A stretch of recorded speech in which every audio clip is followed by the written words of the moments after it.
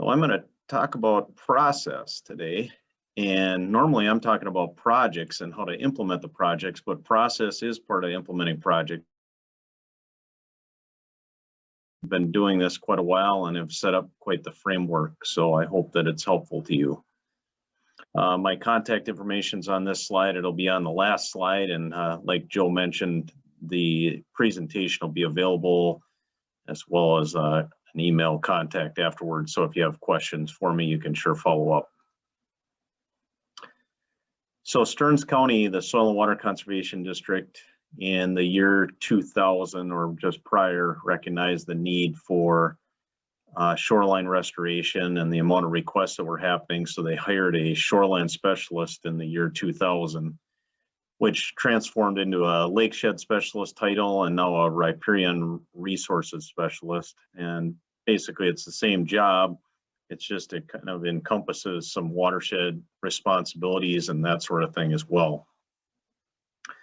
And through this process, we work directly with partners, and those partners are many of our state agencies. So the Department of Natural Resources, the Board of Water and Soil Resources, the county, the watershed districts, lake associations, private consultants, etc.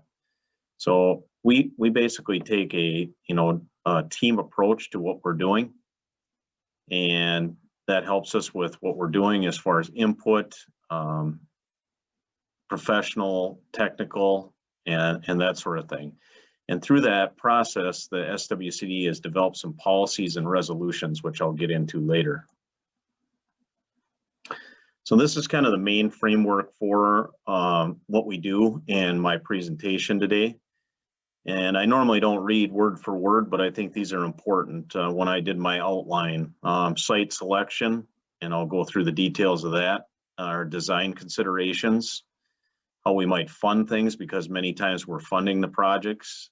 We need our Soil and Water Conservation District Board and their approval involved in the process.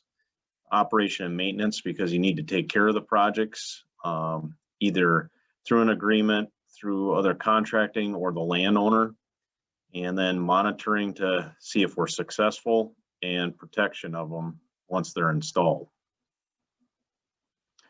So in our criteria for selecting sites, we obviously need to have a resource concern. So there needs to be a reason why we're doing a restoration. Stabilization, or just developing a buffer because the natural vegetation has been lost over time. So it can be simply as just planting, and that's more complicated than just planting, but we need to recognize that we're protecting the resource. We also look at habitat connections. So can we try to connect riparian resources around the lake or along a stream? So many times, especially on a stream bank, we're trying to connect corridors or areas along a lake even that might have natural areas that we can continue that effort. And then we try to quantify our water quality benefits. And I'll talk about what that means later as far as how we quantify those water quality benefits based on each project. And then landowner motivation. We need landowners to be motivated to address the resource concerns, not just one tunnel vision concern. And then a lot of times, like I mentioned, does the project encompass more than one property? If it does, or the resource concern encompasses more than one property, how do we address that, and how do we get everyone involved from an ownership standpoint?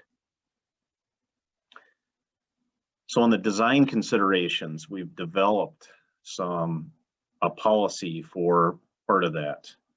And the Soil and Water Conservation District kind of played off what the Minnesota DNR had for guidelines, and that most of the time they required all but 25% of what you own. Well, the district took that a little bit farther and said that if you're under 100 feet, you've got to restore at least 75% of the shoreline.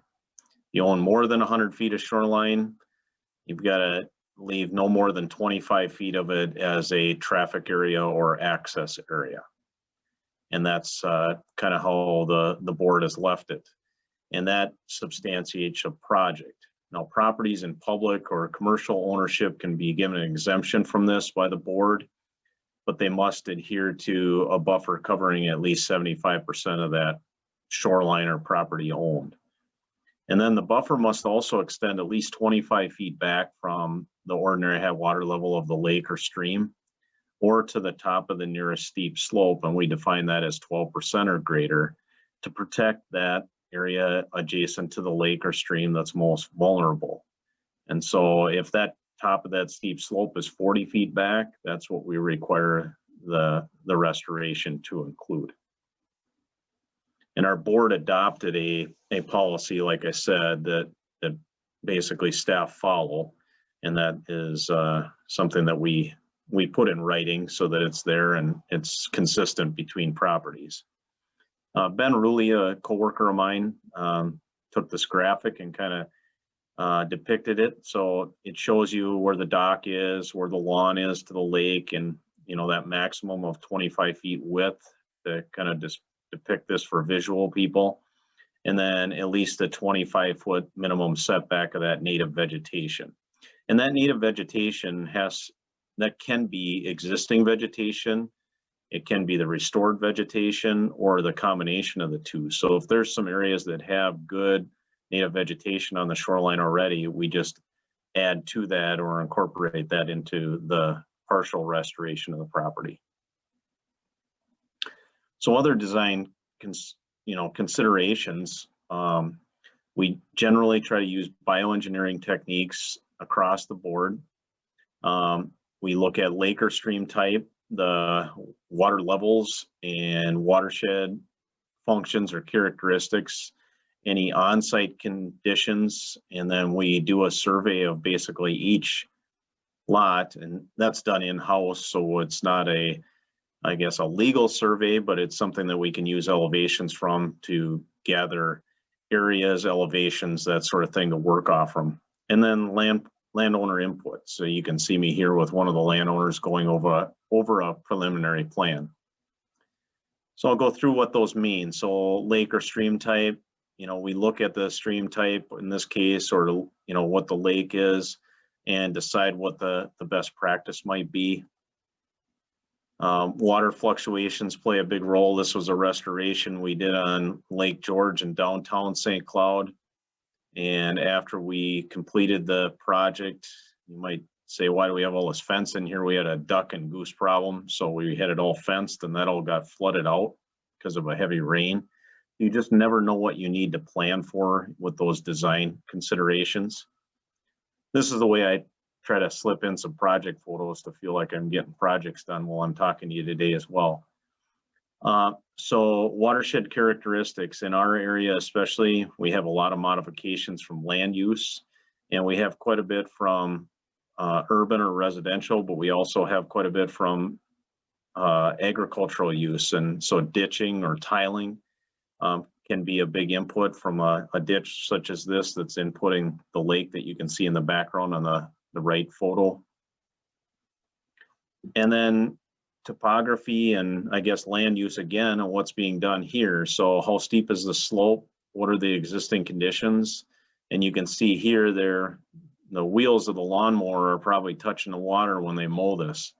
And so what do we do right at that edge? And then what will we plant in the zones for restoration itself?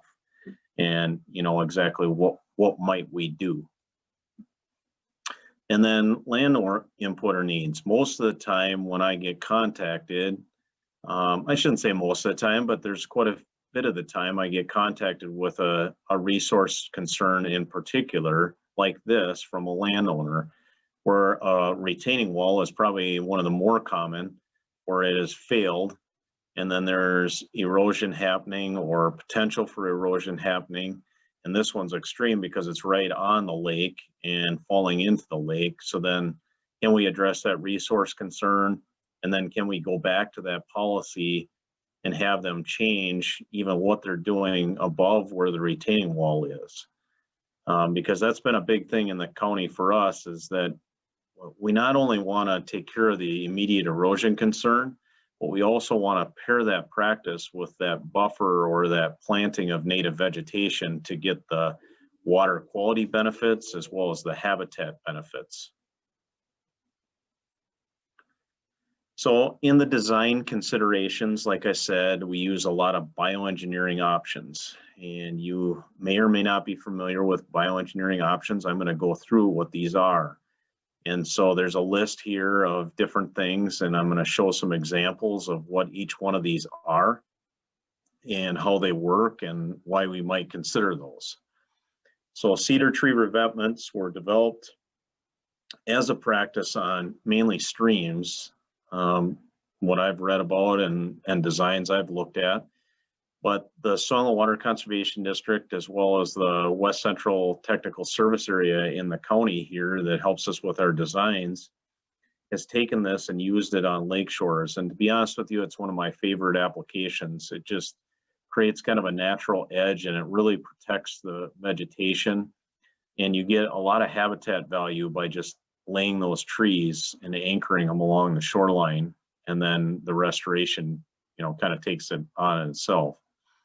We've even used these where there's been rock or riprap, or there's some natural rock placed, and just place them kind of over it. The important part is to protect that nearshore bank and have that vegetation or those branches from those cedars laying right into where the water might be. And a lot of times this will fill the bank back in or grab floating vegetation, sediment, leaves, debris, and just create a nice seed bed for other native vegetation to take hold. Another, manufactured type erosion control at edge process to use is called a core log. You can see the anchored core log along here, right at the water's edge. And then you can plant on either side of that. So we did some planting in kind of that sand flat or that bar that was sticking out on the left side of the core log, and then vegetation right up to it. These are capable of being planted into, but they're really dense and it's sometimes hard. And if you don't get enough moisture, it can kind of dry out. So if you watch this overhanging tree, I'm going to show you a picture of that core log kind of disappearing with the vegetation growing up in it in the next picture. So that's basically the same shot, just maybe a hair different angle, but that core log is right along that edge yet, and this is growing in, a few years later, and you can see how that vegetation just starts to grow right into that as it decomposes. And these are about, from what I can tell, about a 5-year product plus or minus, and then you better have good vegetation put in place. Beyond that, you're asking for trouble if the vegetation isn't good, because you don't have a lot of protection after that from that core log. Footer logs, so taking actual logs, wood logs, and anchoring those at the toe of the slope, and then using vegetation in conjunction with that. This can be a good technique if you can get approval to do it. Digging a shallow trench and placing that log at the toe, and then just letting that hold. And especially if these are inundated, kind of like the toewood approach in stream banks, they'll last a long time. Footer rock. So rock isn't a bad thing if it's done in limitation. Whether it's existing rock or rock that may have been placed there at one time. This rock was there before we did this restoration, and you can see the soft stem bulrush, some other native wildflowers and grasses, as well as dogwood and that sort of thing that's growing up amongst this. And as long as you don't have that barrier of fabric underneath, as well as some soil to take hold, these plants will do really well. And even vines a lot of times in these restorations will do well.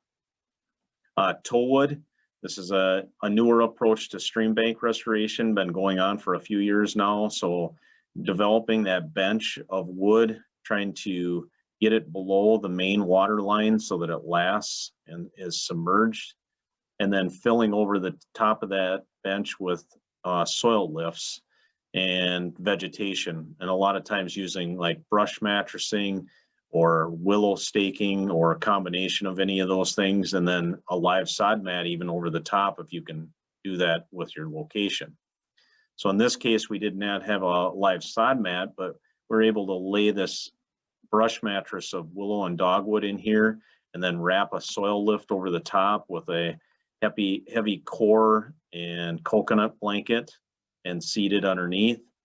And then this is the finished product after you have it all staked in and up the slope and everything. And you can see these wood toe with these root wads sticking out and all the vegetation that's in that. Sometimes you use just root wads itself, so those can be trenched in or pushed into the bank and then anchored in, and then basically it pushes the flow away from the bank.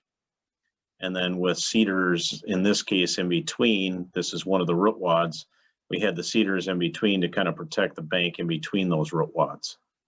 And basically your spacing on those is, and you put one in upstream, and then where that flow starts to come close to hitting the bank again, then you angle another root wad in. I'm going to show a video here, hopefully that works. This is on a toewood application, but we put stream barb or J-hook kind of enveloping it on the upstream and downstream end, and you can kind of see how the ice flow, even in this case, when the form of ice was starting to take place on the river, how it worked. So I'm looking upstream right now with the video, and as you go downstream, you can see there's a J-hook right in this area right here, and you can see just the collection of ice and chunks like that on how it protects it in this area.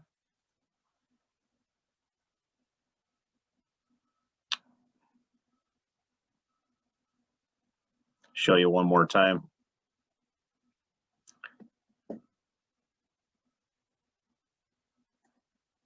And then I've got another one here that shows kind of on the front end, there's this J-hook right here, and you'll see how there's ice forming behind that J-hook as this water slows down and gets pushed away from the bank. So right in this area, you can see how that J-hook is functioning and protecting that toewood and that we have downstream. So another technique is live stakes. So you can take dormant cut willow, dogwood, alder, that sort of thing. Hey, Greg. In chunks. Yes? Greg, can you describe a little bit more in detail what a J-hook is exactly? Oh, sure. Yeah, I can go back to my previous slide here. So in this case, you can kind of see the rock under the water. And basically, it's a line of rock that is forced upstream into the channel, and it's tapered as it goes out. So you don't build a wall, you build it to basically what's called bankful or floodplain elevation at the top end where it meets the bank, and then you transition it down as it goes out into the channel, and then you hook it back downstream as you get out here. And then what happens is as the water comes downstream, it hits that rock or that vein that's out into the water, and it pushes that water away, that high flow away from the bank, and protects it. The beauty of this is it also provides a tremendous amount of habitat downstream of that J-hook, where fish like to loaf and hang out and that sort of thing. So I can run this one more time, and you can kind of see like how it's functioning again, how it pushes that away. And this ice wouldn't be forming right here if we weren't pushing that higher flow away and allowing that water to become a little more stagnant to form that ice. So again, going back to live stakes, take a cutting of willow, dogwood, alder. They're usually about 3 feet long. Try to drive it in so that you're getting the base of that into the water table, and do it when they're dormant. So in our case, about October 15th or a little bit later, or before they start to sprout in the spring, and then they will actually sprout from this. You can see this is early spring after these were installed in October, I remember, and you're getting buds or shoots off from these already.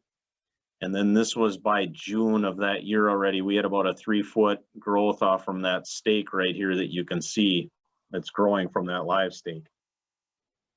So these are inexpensive ways that you can cut from scrub shrub wetland or something and transfer them in, like sandbar willow, red osier, dogwood, they work really good. This is brush bundles or brush mattress I showed you before, but a brush bundle. So you dig a trench and you take the tops of any of that willow or dogwood. You can wrap it with some twine, get it about 12 inches in diameter average, and then fill over the top of it so you can see them taking the skid loader and pulling it over the top of that brush bundle so it's just barely covered. And then this is that area after it got growing of where those brush bundles were located. So you can see that it just grows right out of there. And those willow and dogwood are really resilient for being able to take hold. And you can see on this job, we also had cedar tree revetments in that area. So you can see what those look like. I mean, you have to be okay with kind of the look of that dead tree, but I can tell you where the fish and the fishermen hang out after those are in place. Soil vegetated wraps, similar to what I had talked about before. So you're taking and getting vegetation in here and underneath this blanket and this wrap. So you seed underneath here, fill it with soil, and then wrap it back in and stake it like what this shows. And you can do that in multiple lifts if you want. And this is what it looked like after it grew in over the top. So funding of projects. When we're looking at funding of projects, we try to set some priorities. So we look for, what are we going to get for pollution reductions? What are we going to get for habitat connections, like I explained before? And many times if we have enough projects and we're trying to prioritize our funding, we'll even use a ranking sheet. So per foot of habitat or per pound of reduction of nutrients, what are we getting for cost? And then try to rank them out that way. And sometimes it even comes down to landowner contribution or percentage of cost share, things like that. We also want to fund things that are following sound conservation practices. So using those bioengineering techniques that fit the site and that we're able to, feel fairly confident that they're going to work long term. So sources and amount, I've got a bunch listed here on the side. We work a lot with our state partners. We've used funding through this organization, the Midwest Glacial Lakes Partnership, which is tied in with the U.S. Fish and Wildlife Service. And the Clean Water Land and Legacy Amendment is a big thing in Minnesota. Landowner financial input is a big thing. We want them to have some input. And I'll talk about how much we generally cost share here in a bit, but we like them to have some input and not pay for it all, because a lot of times there's no buy-in, and then they call it my project. It's Greg's project, not the landowner's project. So SWCD board approval, we need a final design to be completed. We need that to be signed by staff, and that staff needs to have job approval authority. That's a system that we use within the district to make sure that things are on the up and up and following a technical standard. Self-installation, you need one cost estimate to come forward. Contractor installation needs two, so that we're making sure that those contractor estimates are at least competitive. We use the lowest cost estimate to determine the cost share, but the landowner can still choose to use a contractor with a higher cost estimate. They just have to pay the difference. And then the cost share contract is signed by the landowner, the staff person with the job approval authority, and then our SWCD board chairperson. And then the board encumbers the funds. So that means it sets them aside before the project starts. And then the funds are paid to the landowner once the final plan is completed and invoiced, and there's inspections or periodic site visits done while the project's done or being completed to make sure that it's done correctly, and then a final certification by that job approval authority staff. And then we also have a cost share voucher and a deed restriction that we put on it that keeps that project in place, and I'll go through that. So here's a final plan. And you can see here down in the bottom left, we have a place where the landowner signs that they understand what's being proposed on their property and proposed to be completed before the project starts. So we have them sign and date that. Then we have the cost estimates here. And in that, we list out all of the different things that would be in here. And then we have our estimate as well as what the estimates are from the contractors. And in this case, we had a 75% cost share rate or amount that the district was going to pay and the amount that the landowner was going to fund. And this was a project funded through the Midwest Glacial Lakes Grant. And so we had that listed on here where the funds were coming from. Then we have a contract that we have filled out. We help the landowner fill this out and they sign an initial that they understand parts of the contract, how long it'll be in place, that there'll be a deed restriction on it, and that we can come on site to do status reviews, take photos, things like that. We still let them know that we're coming out, but it at least puts them on notice. And we have them date and sign this, and then we enter in where our practice standards coming from right here, and is it engineered or not, and then the total project cost, and then where the funds might be coming from, and then our board chair as well as our job approval authority or technical representative signs this.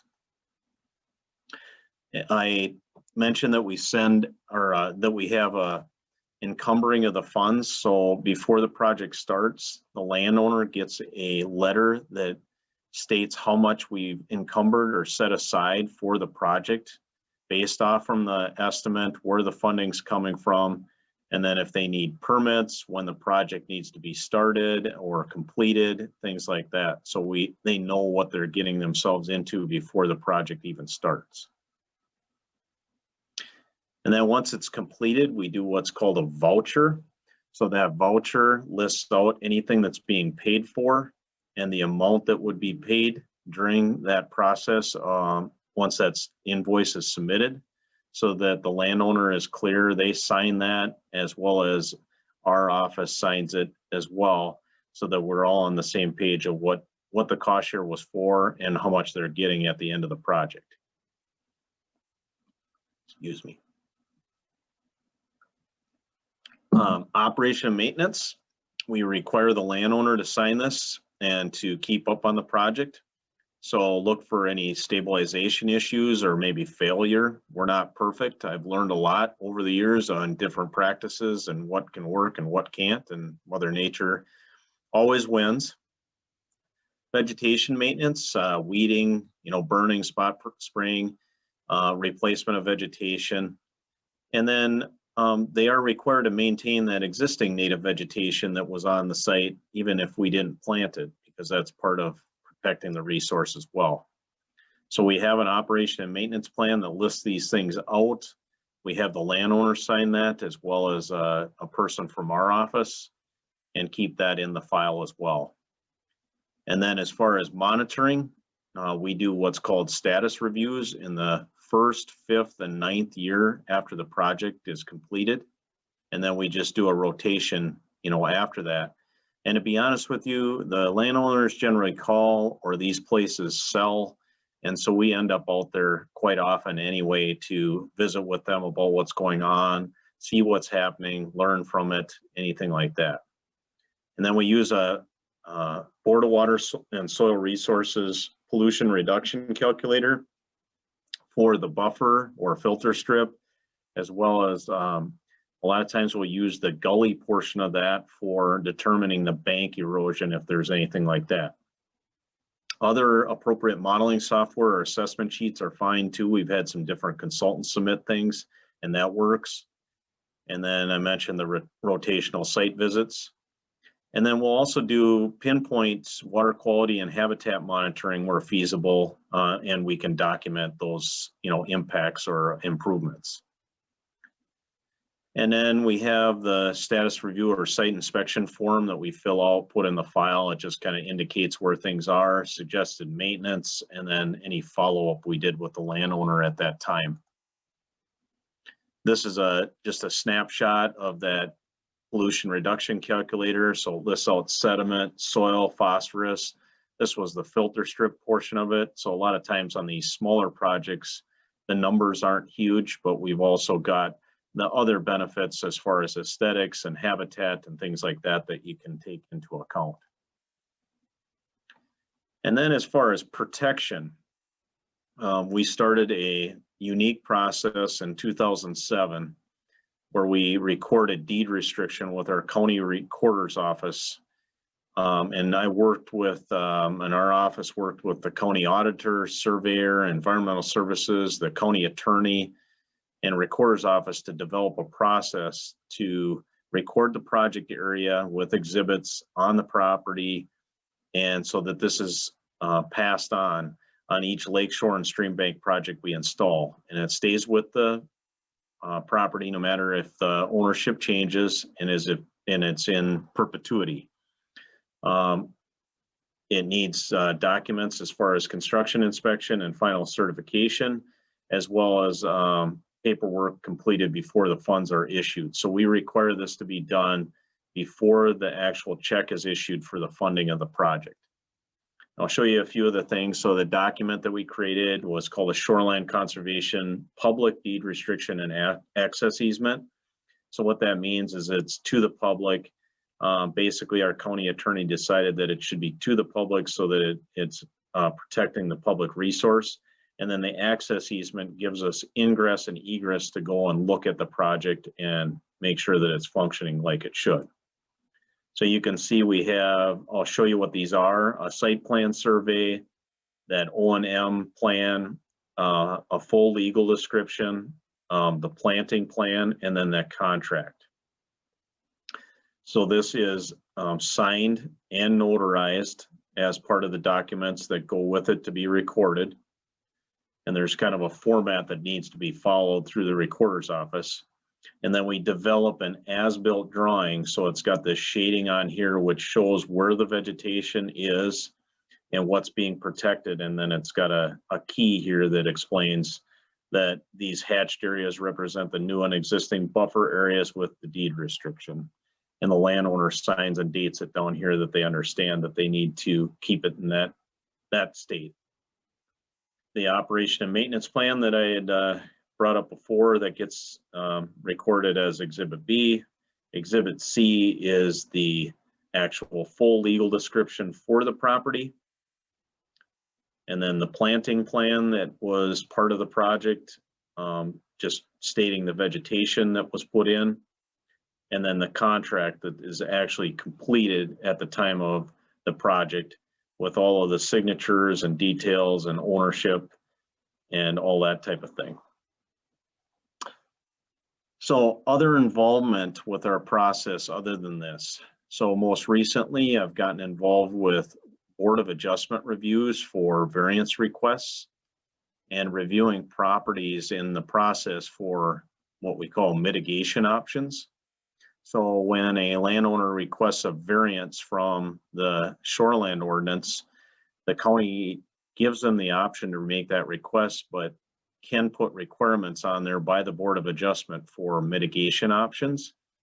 And so we'll look at things like what I was talking about today as far as shoreline restoration as an option to not only protect the shoreline, but also potentially mitigate from any stormwater runoff, as well as any other options there might be for mitigating that stormwater runoff by putting in a rain garden or routing the gutters to an area away from the lake or in a depressional area that just naturally exists. Also involved in conditional use permit reviews for major shoreline alteration permits and give technical input on maybe best practices to use for erosion control, slope stabilization. We get a lot of retaining wall requests and looking at whether or not they're a fit or if there's other things that the landowner could look at doing instead. I'm also involved in the Department of Natural Resources, Board of Water and Soil Resources Restoration and Evaluation Panel.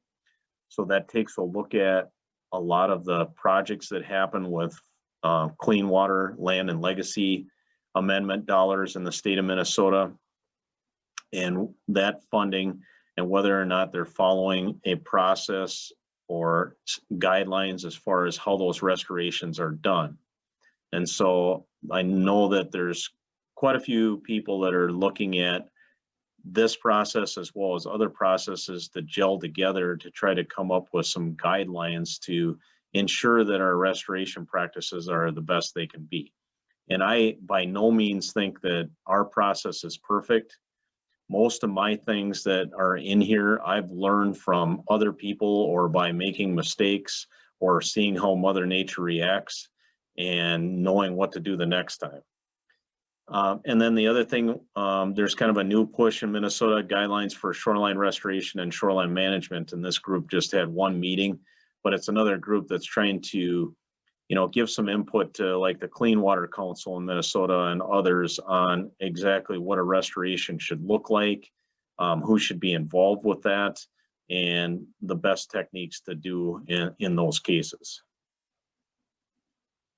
And if you do a restoration right, you can still have access to the lake and it can look pretty nice, pretty awesome like this. And so this is one of the restoration projects that I showed you earlier after it was mature.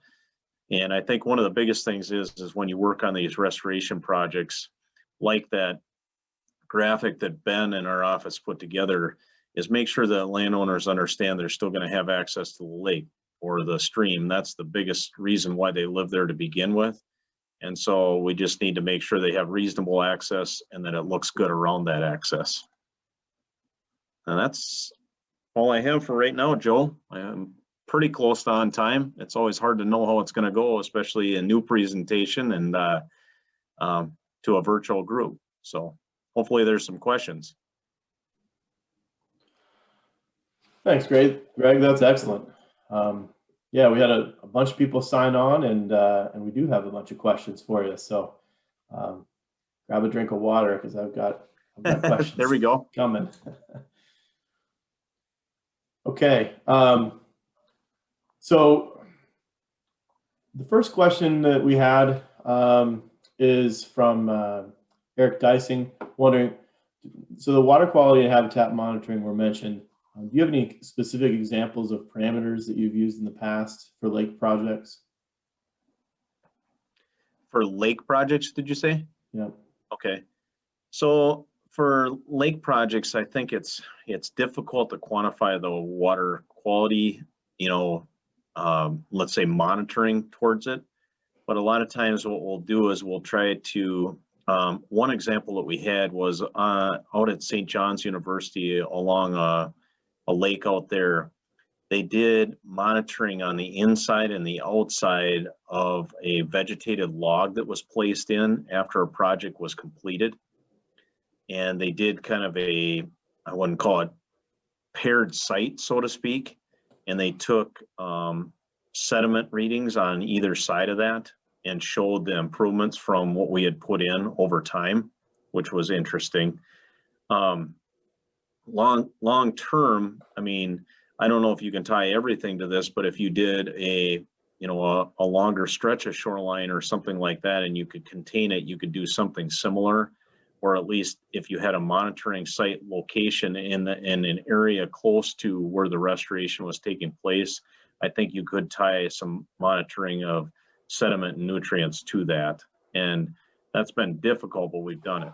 Now, as far as habitat, a lot of that would be diversity of the habitat or vegetation that was placed in, as well as maybe counts of birds, butterflies, things like that, are maybe a little subjective, but you can at least place that you've got X amount more birds or butterflies or things like that that are using the site than were prior to when you did the restoration itself. Yeah, thanks. Always tricky to monitor, but I think those are some really good ideas. Yeah. Another question: would you be willing to share the ranking sheets and the agreements, examples of the agreements that you mentioned here? Yeah, definitely.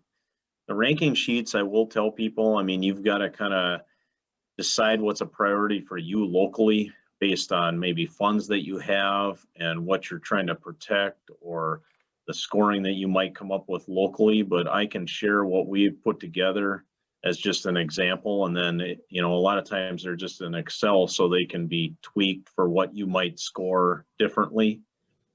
And then the other thing is some of the process type documents that we had, I think. Is that what the question was, the second part? And yeah, I mean, yeah, some of the, like the deed restrictions and those sorts of things. yeah, I have that in a packet already, the one with the deed restriction information. And so I can send out, whoever would like, the actual deed restriction form, as well as an example of the exhibits that we use. And so that's easily obtained and something that I can email or share very easily. So great, much appreciated. And I suppose this is a good time to remind folks that once the recording of this webinar is posted, I'll be emailing everyone, and I'll CC Eric on that or Greg on that email. So in addition to having his email right here on the web page, you'll also have an email with him CC'd in a week or so. And so I encourage you to follow up with Greg at that point if you're interested in trying to get a hold of some of those forms. Here's a question with an acronym I don't recognize, but probably you do. Are you working under NWPs for most of these projects? NWP. Nationwide I am permits. not. What's that? The person who asked the question specified nationwide permits. Is that, I would guess that's related to Army Corps of Engineers. And so the bioengineering techniques, we mainly work through the Department of Natural Resources, and they have a general permit with them. And so we work through them. Now, most of it, or I shouldn't say most, all of the time when we apply or notify, in Minnesota, we have what's called a joint notification form.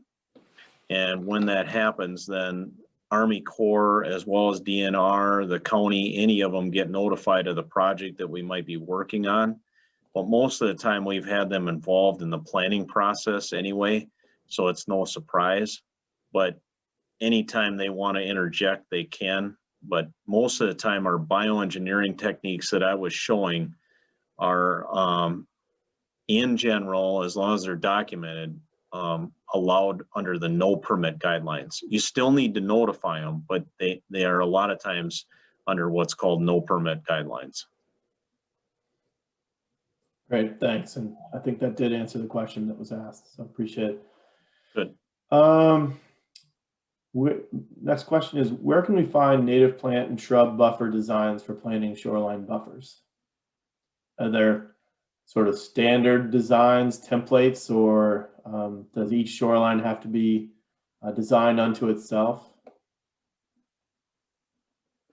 Well, I think there's some templates or some favorites as far as things that you could do, as far as like even when I showed that footer log, there's some designs of different types of cross sections or typical cross sections that could be used.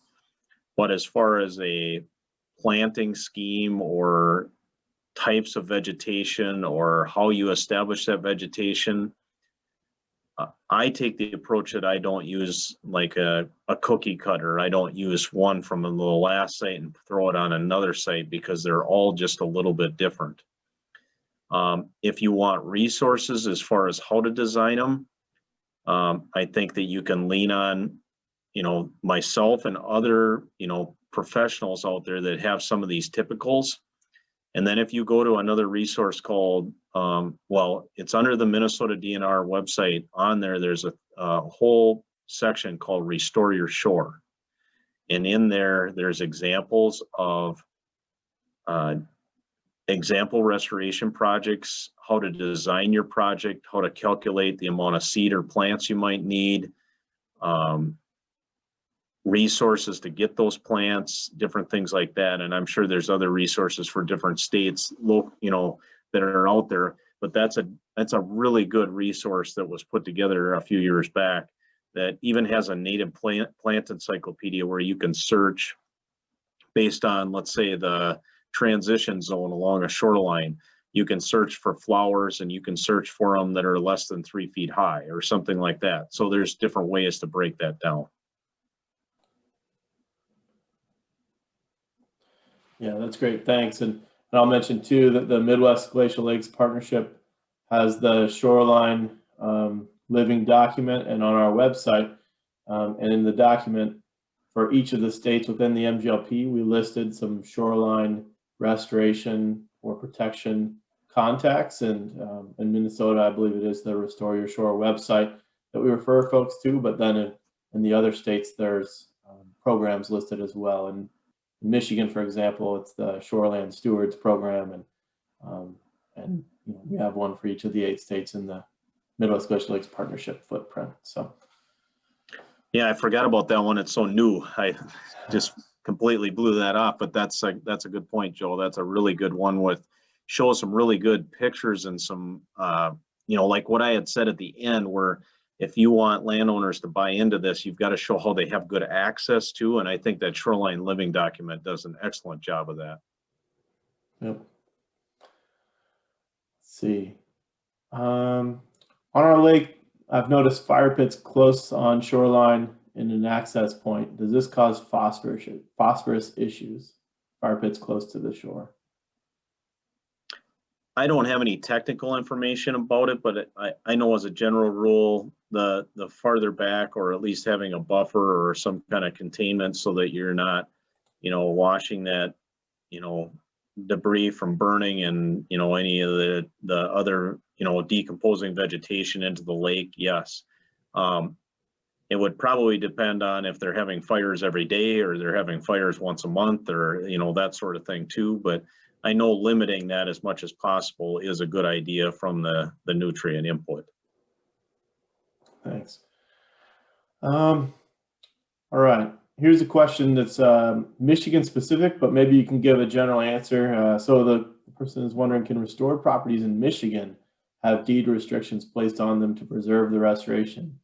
And how does the property owner create this deed restriction? So maybe you can talk about how what you guys do might translate to other states. Yeah, so what I would do first, if you were interested in that, because we developed this program from scratch in 2007. And so if you were a person in Michigan or a county in Michigan and you're interested in doing something like that, I would go in and visit with the county. We call it recorder's office. I don't know if it's the same type of office in Michigan, but there's got to be a title, you know, organization within each county within Michigan, and talk with them about how you put some kind of blanket protection on that shoreline. And we did it via exhibit, as I showed before, so that it only restricts the use on where that exhibit had that, if you remember that hatched drawing. So it doesn't restrict the whole parcel. It only restricts that part of the parcel along the shoreline. And so I think you could work through that sort of thing. I mean, our process has evolved since we started in 2007. We have about 80 properties now with the restriction on it in our county. And if you go on and visit with those people, you know, I'm sure they'd be more than willing to try to help you as far as how you record something that restricts it like that. We did it through restriction, because if you do a full-blown easement, you need to have a full title opinion and get a title company involved, as well as you need a full legal survey. And by the time we would have done those things, we probably would have lost most landowners, as well as the cost would have been prohibited. So our process is really inexpensive, and for the most part, it protects everything that we would ever want it to. And as far as going back to the question that we started with here, we do have a process now that if somebody just has a natural shoreline in the county and they just want to protect it, as long as it meets our policy guidelines that we had before, we can do an exhibit and we can just record that on their property for them so that it protects it long term. Because there's quite a few people out there now that are interested, that don't need to do a restoration project, that just want to protect their shoreline. And so that's been a great process too. Good answer. And I guess following up on that related, what type of response do you get from landowners regarding the deed restriction? And how do you navigate the lengths of time involved with those agreements? Yeah, so when we do this and when I meet with people to start with to look at a project, I let them know up front that that's part of our process and part of something that we're involved in. And I try to explain to them what it does and that, you know, the county's ordinance restricts a lot of things that they can do in that area anyway, and the benefits of it, and then the access that we're still trying to provide. And then to get through that, and what that process does, I would say that we probably lose about 1 in every 10 landowners that's interested in doing a project, just solely because of the recording process or the deed restriction. There's just certain people that are afraid of that or don't want that recorded on their property.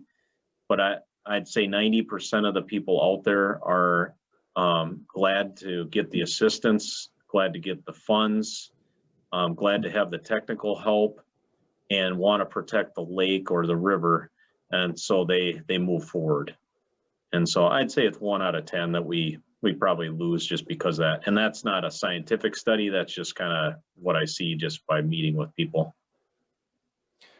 Following up on that, are you aware of any effects to the resale price of homes that have those deed restrictions? Do you have any anecdotes that costs for homes went up or down with those deed restrictions in place? It's so hard to quantify because you hear the people that don't want to have any restrictions, but then you also hear about these studies that prove that better water quality on lakes and, you know, better habitat and better fishing, you know, creates higher property values. So there's, you know, one that says one thing and one that says another. The one thing I can tell you, and working with people, because we try to track all of these that we've recorded, and if they change hands or change ownership, we send a letter to the new owner just to make sure that they're aware of the Soil and Water Conservation District holding the deed restriction, who the contact is, like myself, and that we'd like to meet with them and talk to them about the project that a prior owner installed. And I can tell you, it's amazing how many of these properties have turned over even since 2007. I mean, it doesn't seem to be affecting the sale because I know one property since 2009 when we installed it has changed hands 3 times already.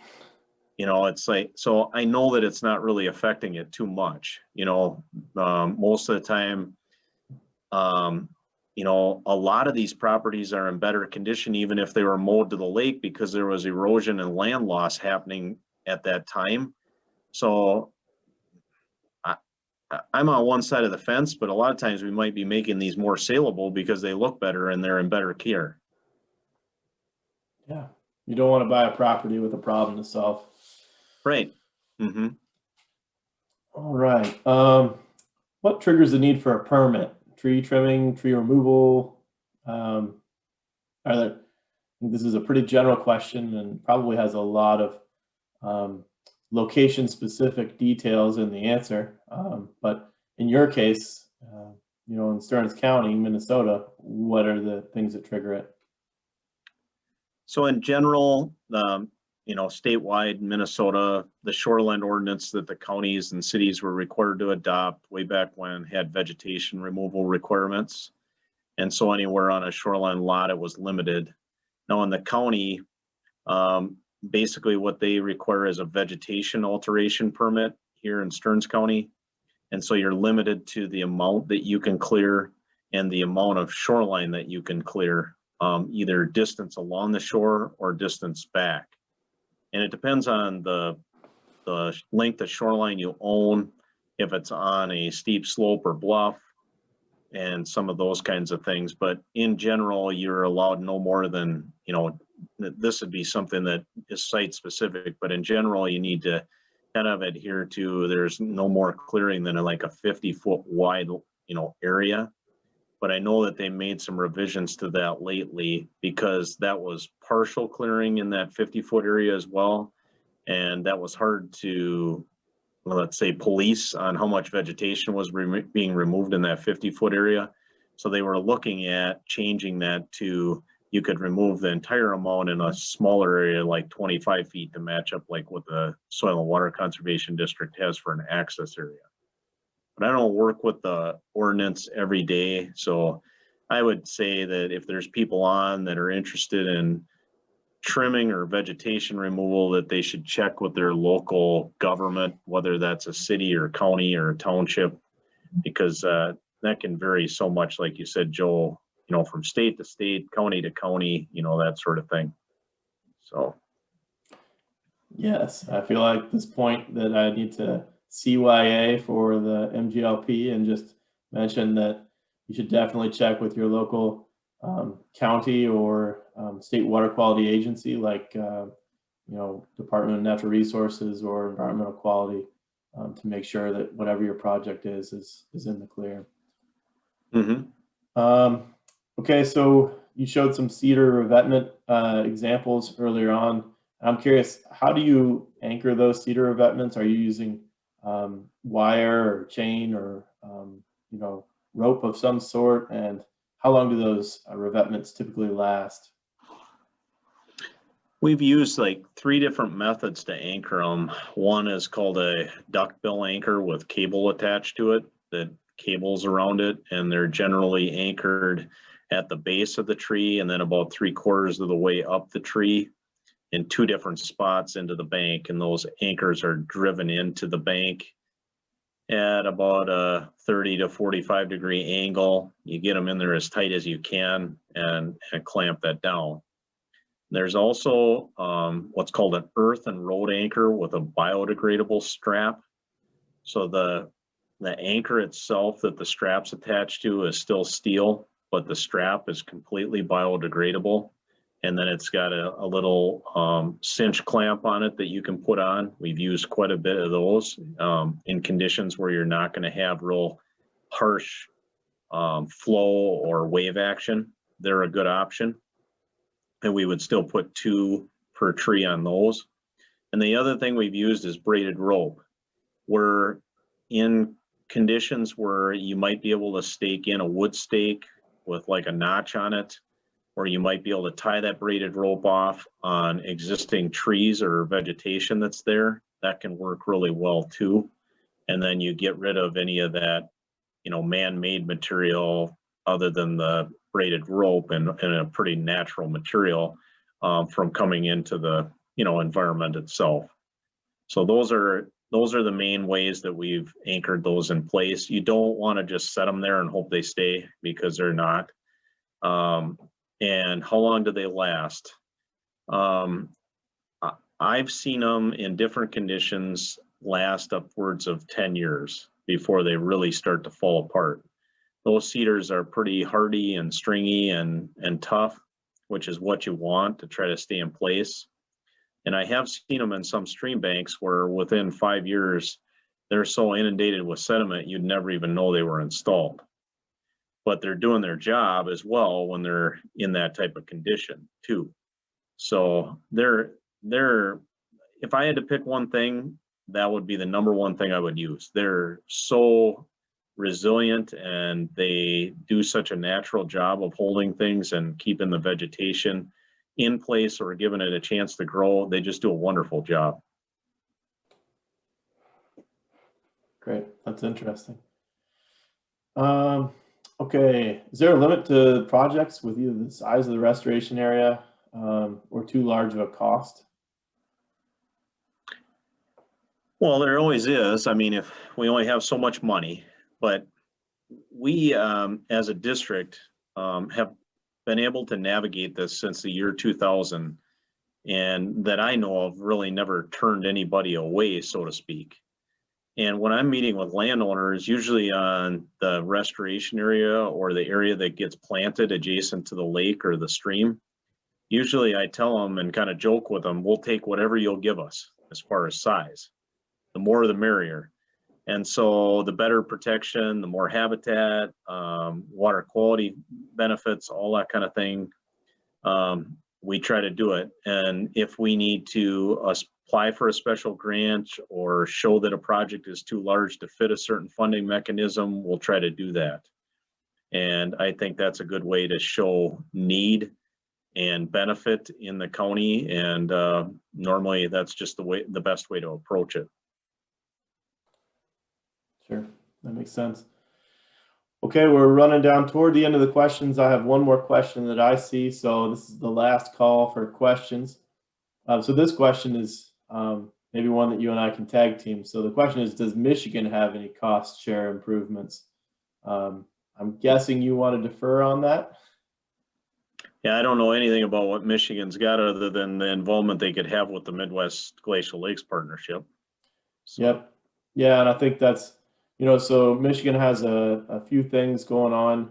The conservation districts in Michigan, reach out to your local conservation district. They may be able to do some cost share. Often there are grants that they're able to tap into, just like the Stearns County Soil and Watershed Conservation District in Minnesota.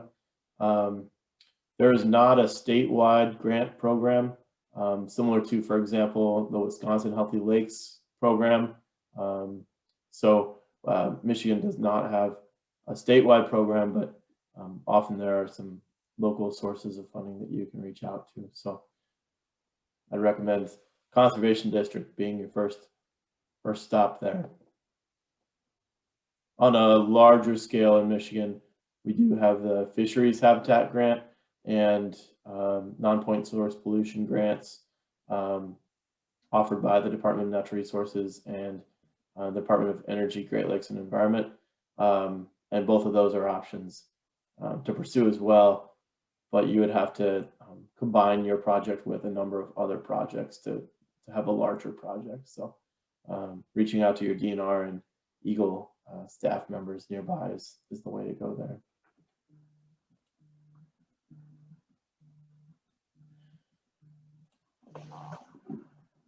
Okay, well, seeing no other questions, I think we'll wrap it up. I think I speak for everybody in saying thank you, Greg. Unfortunately, we can't give you a round of applause here, so you'll have to take my word for it. I see people are saying thank you on the chat as well. So I found this really interesting and valuable, and I'm sure that the other folks that joined the webinar did as well. So thank you. Well, I appreciate the opportunity. It's great to talk to everybody today. So thank you as well. Yeah, great. And again, a reminder, this webinar will be recorded and shared, archived on the MGLP Lakes Conservation Webinars webpage. And we have 18 other webinars coming up this year. So check out the webpage to see more about our webinars going forward. Thank you, everyone, and have a good day.